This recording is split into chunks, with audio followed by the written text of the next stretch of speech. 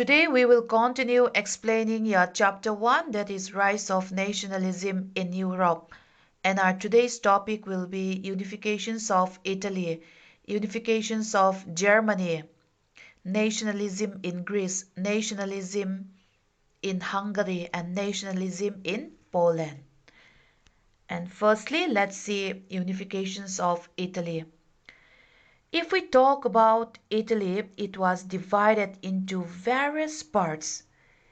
Italians were scattered over several dynastic states as well as the multinational Habsburg Empire. Italy was divided into 7 states during the middle of the 19th century. The northern parts of Italy was under Austrian Habsburg, the center was under the Pope, and the southern regions were under Bourbon, kings of Spain.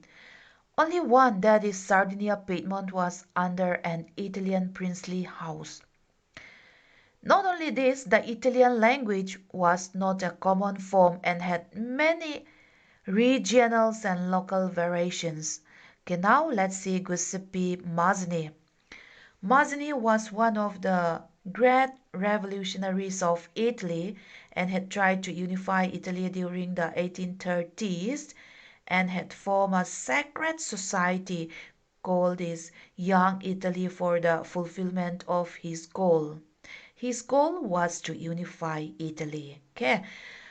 But the failures of the revolutionary uprising both in 1831 and 1848 turned the responsibilities of unifications of Italy on the shoulders of this King Victor Emmanuel II, who was the ruler of the Sardinia Piedmont.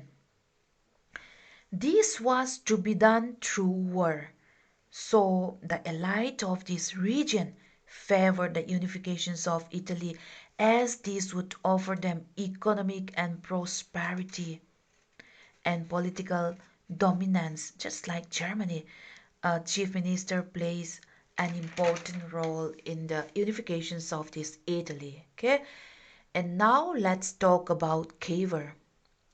Cavour was the chief minister of Piedmont during those time.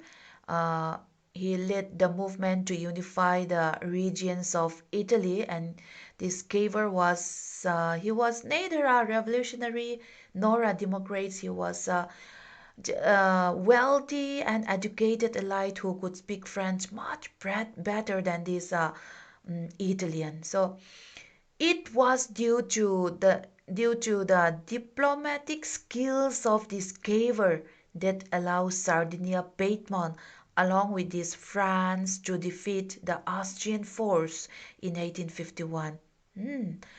Apart from the regular troops, a large number of people voluntarily joined the armies of this Giuseppe Garibaldi. And who is this Giuseppe Garibaldi? Garibaldi 1807 to 1882 was an Italian general and a nationalist. He was the most celebrated of Italian freedom fighters, and he was also a member of this Mazzini's Young Italy uh, movement and participated in a Republican uprising in Piedmont in 1834.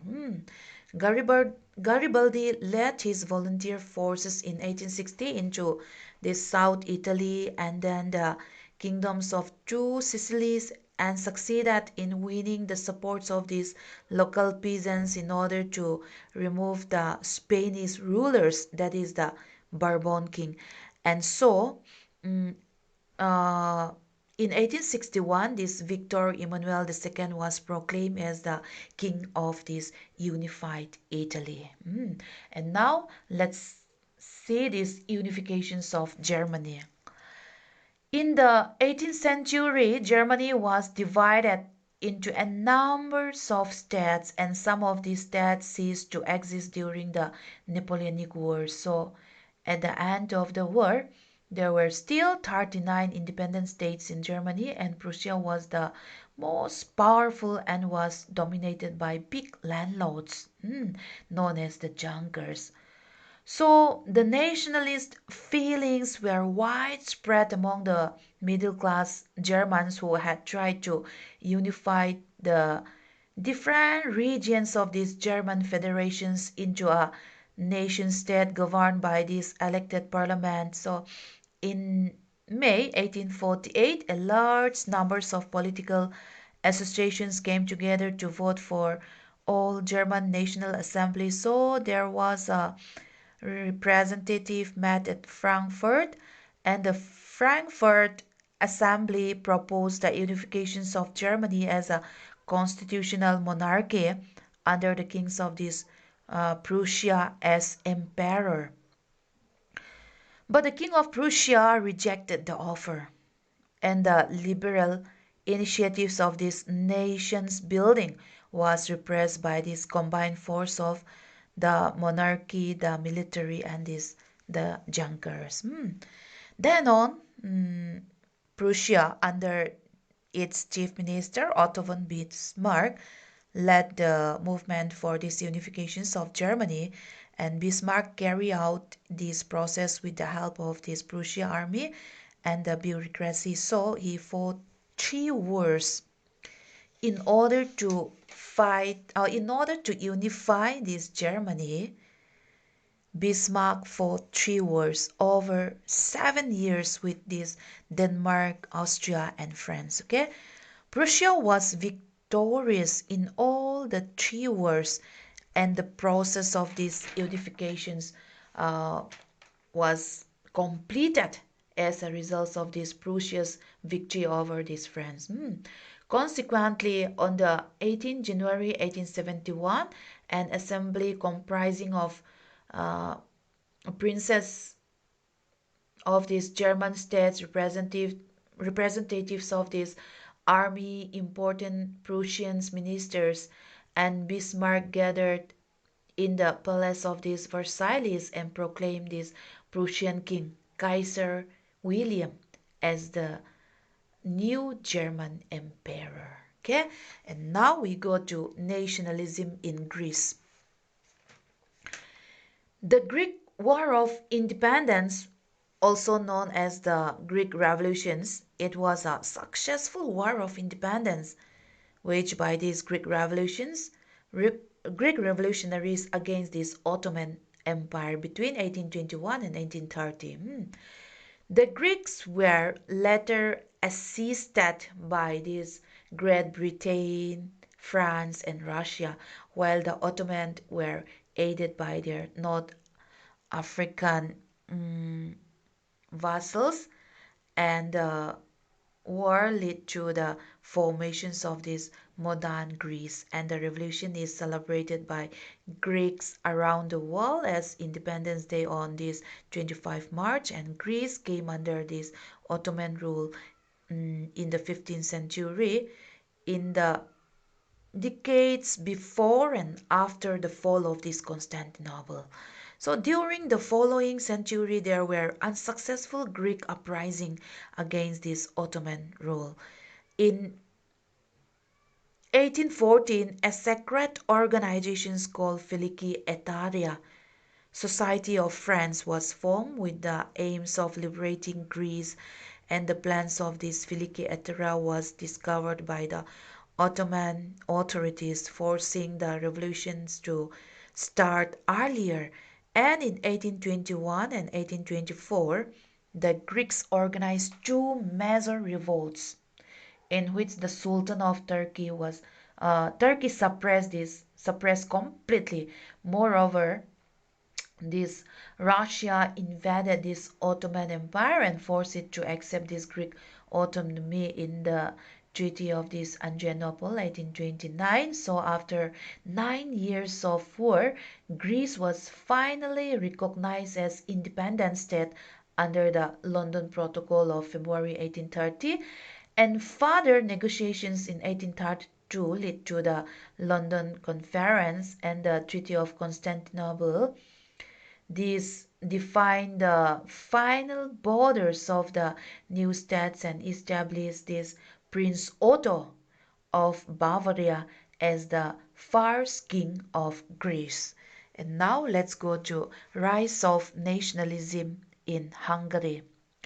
The Hungarian civic revolutions and War of Independence of 1848 and 1849 was one of the many European revolutions of 1848, and it was one of the most determinative events in Hungary's modern history, which form cornerstones of this modern Hungarian national identity.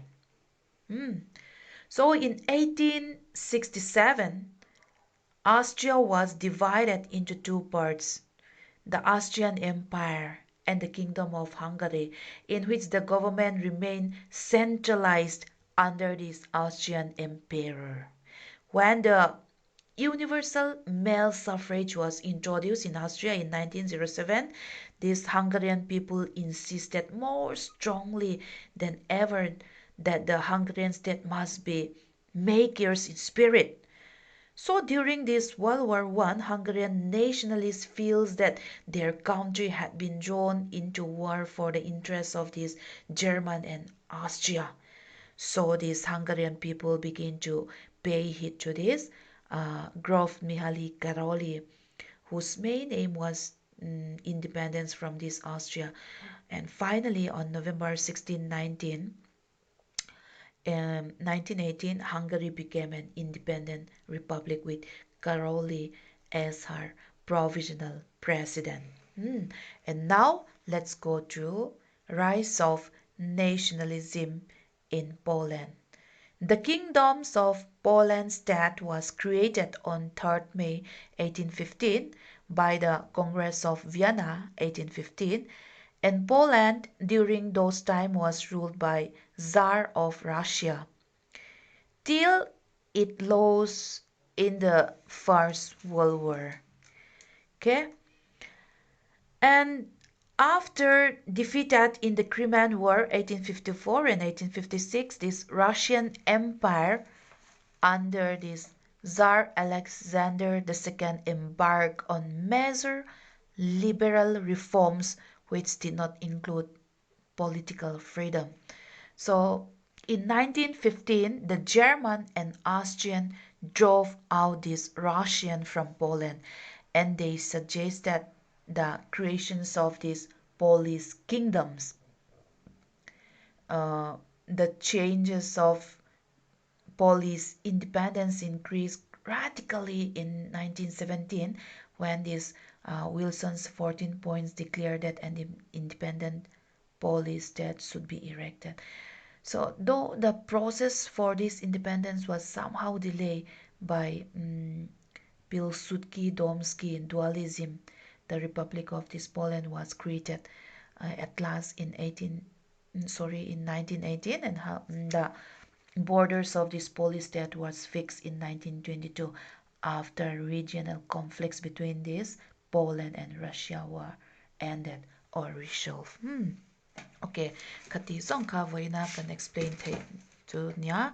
Chuan in homework tur chu answer the following questions in details. So ka in details ka question number 4 thleng ka by heart turin ka peto chewa. Chuan 5, 6, 7, 8 ka in low by heart vek don niya. Oh, okay, 5 question number 5, 6, 7, 8. Okay, thank you all.